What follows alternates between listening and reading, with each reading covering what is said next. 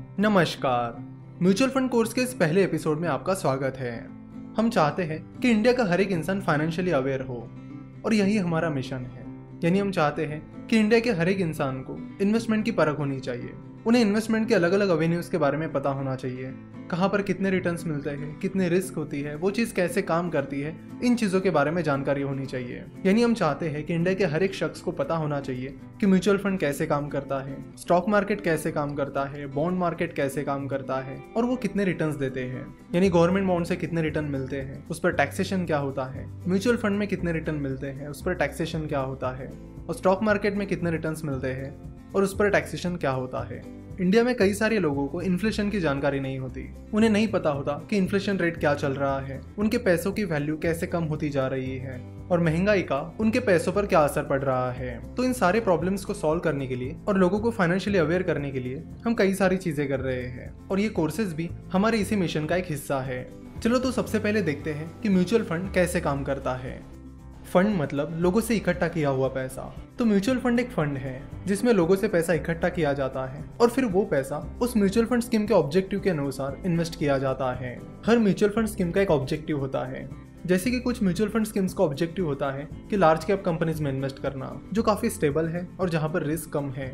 हर mutual fund scheme के लिए fund manager होते हैं। तो जिन लोगों को उस म्यूचुअल फंड स्कीम का ऑब्जेक्टिव पसंद आता है और साथ ही उस फंड मैनेजर की इन्वेस्टमेंट स्किल्स पसंद आती है और उस स्कीम से जुड़ी बाकी कुछ चीजें पसंद आती है, वो लोग उस म्यूचुअल फंड स्कीम में इन्वेस्ट करते हैं। फिर वो फंड मैनेजर लोगों ने उस म्यूचुअल फंड स्कीम में इन्वेस्ट किया हुआ पैसा उस म्यूचुअल फंड स्कीम के ऑब्जेक्टिव के अनुसार इन्वेस्ट करते हैं और फिर उस इन्वेस्टमेंट से जो भी प्रॉफिट मिलता है उसे वो सारे इन्वेस्टर्स के बीच बांट देते हैं। जो कंपनी फंड को मैनेज करती है उसे एसेट मैनेजमेंट कंपनी कहते हैं। For example SBI mutual fund एक एसेट मैनेजमेंट कंपनी है। तो SBI म्यूचुअल फंड की कई सारी म्यूचुअल फंड स्कीम्स हैं, जैसे कि SBI small cap fund, SBI magnum mid cap fund, SBI blue chip fund etcetera. तो इन्वेस्टर्स को जिस किसी म्यूचुअल फंड स्कीम का ऑब्जेक्टिव, उसके फंड मैनेजर की इन्वेस्टमेंट स्किल्स और बाकी चीजें पसंद आती है, वो उस म्यूचुअल फंड स्कीम में इन्वेस्ट करते हैं। For example SBI mutual fund की एक स्कीम है जिसका नाम है SBI ब्लू चिप फंड। चलो तो देखते हैं कि SBI ब्लू चिप फंड का ऑब्जेक्टिव क्या है। किसी भी म्यूचुअल फंड स्कीम का ऑब्जेक्टिव आपको उस म्यूचुअल फंड स्कीम के scheme information document that is SID में मिलता है। SID के बारे में हम आने वाले कुछ एपिसोड में डिटेल में चर्चा करने वाले हैं। तो SBI ब्लू चिप फंड का ऑब्जेक्टिव है to provide investors with opportunities for long-term growth in capital through an active management of investments in a diversified basket of large cap equity stocks। यानी उनका ऑब्जेक्टिव है कि अलग अलग sectors की large cap companies में invest करके investors को लॉन्ग टर्म ग्रोथ अपॉर्चुनिटीज देना। तो जिन लोगों को इस म्यूचुअल फंड स्कीम का ऑब्जेक्टिव सही लगता है, इस म्यूचुअल फंड स्कीम की फंड मैनेजर मिस सोहिनी अंदानी की इन्वेस्टमेंट स्किल्स अच्छी लगती है और बाकी चीजें भी सही लगती है, वो लोग इस म्यूचुअल फंड स्कीम में इन्वेस्ट करेंगे। लोगों का पैसा मैनेज करने के बदले में वो म्यूचुअल फंड कुछ फीस चार्ज करते हैं जिसे मैनेजमेंट फी कहते हैं। म्यूचुअल फंड्स मेनली दो एसेट क्लासेस में इन्वेस्ट करते हैं, डेट और इक्विटी। चलो तो डेट और इक्विटी को डिटेल में समझते हैं। किसी भी कंपनी को जब अपना बिजनेस बड़ा करने के लिए या फिर किसी और वजह से पैसों की जरूरत पड़ती है तो कंपनी के पास पैसा उठाने के दो तरीके होते हैं, डेट फाइनेंसिंग और इक्विटी फाइनेंसिंग। डेट फाइनेंसिंग का मतलब होता है पैसा कहीं से उधार लेना, जैसे कि बैंक से लोन लेकर पैसा उधार लेना और बाद में इंटरेस्ट के साथ उसे चुकाना, या फिर बॉन्ड्स के जरिए लोगों से पैसा उधार लेना और उसे भी इंटरेस्ट के साथ रिटर्न करना। तो जो डेट फाइनेंसिंग होती है उसमें कंपनी पैसा उधार लेती है और फिर वो पैसा इंटरेस्ट यानी ब्याज के साथ रिटर्न करती है। कंपनी लोन लेकर या बॉन्ड्स, डिबेंचर्स और बाकी कई सारे डेट इंस्ट्रूमेंट्स का यूज करके पैसा उधार ले सकती है। वही इक्विटी फाइनेंसिंग में कंपनी की कुछ हिस्सेदारी बेचकर पैसा उठाया जाता है और फिर जिन लोगों से ये पैसा उठाया जाता है वो कंपनी के शेयर होल्डर यानी भागीदार बन जाते हैं। तो इक्विटी फाइनेंसिंग के जरिए कंपनी जो पैसा उठाती है वो पैसा कंपनी को रिटर्न नहीं करना होता है और ना ही उस पर इंटरेस्ट पे करना होता है। इक्विटी फाइनेंसिंग में कंपनी को पैसा मिल जाता है और जिन लोगों से कंपनी ने पैसा उठाया है उन्हें कंपनी में भागीदारी मिल जाती है। तो कई बार जब किसी कंपनी को पैसों की जरूरत पड़ती है तो वो कंपनी स्टॉक मार्केट के जरिए लोगों से पैसा उठाती है, यानी इक्विटी फाइनेंसिंग के जरिए पैसा उठाती है और फिर वो कंपनी स्टॉक एक्सचेंज पर लिस्ट हो जाती है। तो जो म्यूचुअल फंड्स, बॉन्ड्स, डिबेंचर्स और बाकी डेट इंस्ट्रूमेंट्स में इन्वेस्ट करते हैं उन्हें डेट म्यूचुअल फंड्स कहा जाता है और जो म्यूचुअल फंड्स स्टॉक एक्सचेंज पर लिस्टेड कंपनीज में इन्वेस्ट करते हैं उन्हें इक्विटी म्यूचुअल फंड कहा जाता है। वैसे डेट म्यूचुअल फंड और इक्विटी म्यूचुअल फंड इनके कई सारे टाइप्स होते हैं जिनके बारे में हम नेक्स्ट एपिसोड में बात करने वाले हैं। तो जिन लोगों को डेट मार्केट में इन्वेस्ट करना है या फिर स्टॉक मार्केट में इन्वेस्ट करना होता है पर उनके पास एक्सपर्टीज नहीं होता तो वो म्यूचुअल फंड में इन्वेस्ट कर सकते हैं।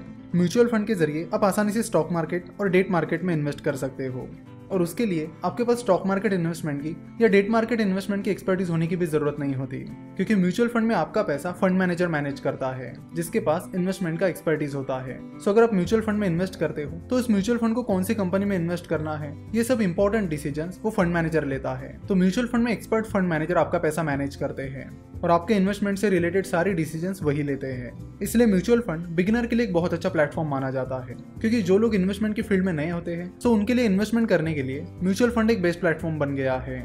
जब आप किसी इक्विटी म्यूचुअल फंड में इन्वेस्ट करते हो तो आपका पैसा स्टॉक एक्सचेंज पर लिस्टेड किसी कंपनी में इन्वेस्ट किया जाएगा, और फिर वो पैसा कौन सी कंपनी में इन्वेस्ट किया जाएगा, उसके लिए क्या एनालिसिस करना होता है, ये सारी चीजें उस म्यूचुअल फंड स्कीम का फंड मैनेजर देख लेता है। जनरली किसी भी म्यूचुअल फंड स्कीम के 1 या 2 फंड मैनेजर्स होते हैं। म्यूचुअल फंड्स ने एक बहुत बड़ी प्रॉब्लम सॉल्व कर दी है और वो है इन्वेस्टमेंट कॉम्प्लेक्सिटी की। पहले अगर किसी को स्टॉक मार्केट में इन्वेस्ट करना होता था तो उन्हें पहले स्टॉक मार्केट में एक्सपर्टीज हासिल करना होता था, देन बाकी कई सारी चीजों का एनालिसिस करके कंपनीज ढूंढनी पड़ती थी।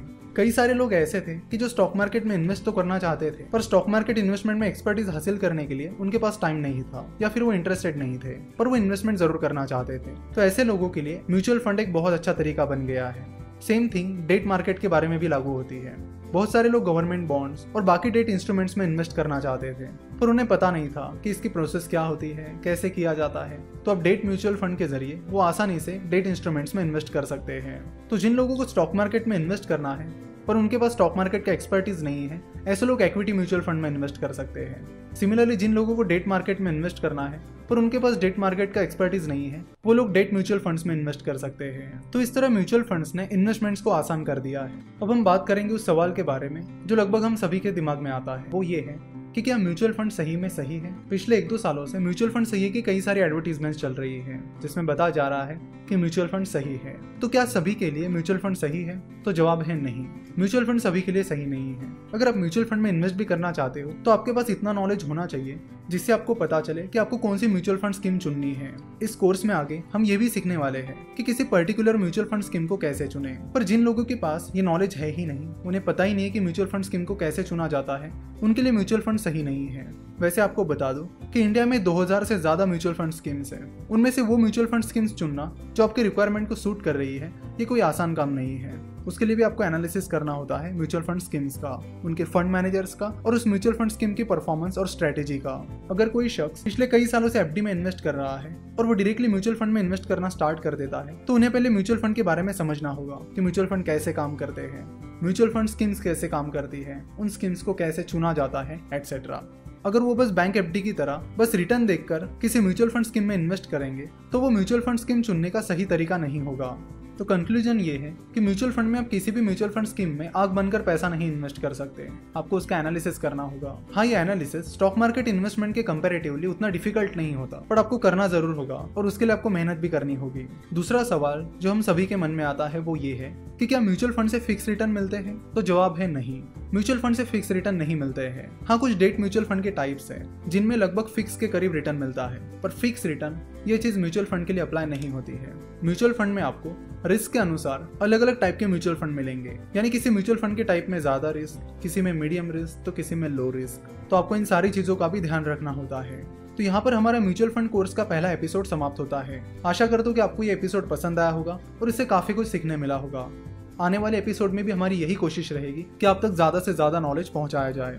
हमसे जुड़े रहने के लिए आप हमें फेसबुक, ट्विटर और इंस्टाग्राम पर फॉलो कर सकते हो। फाइनेंस और स्टॉक मार्केट के बारे में सीखने के लिए आप हमारी वेबसाइट www.finnovations.com विजिट कर सकते हो।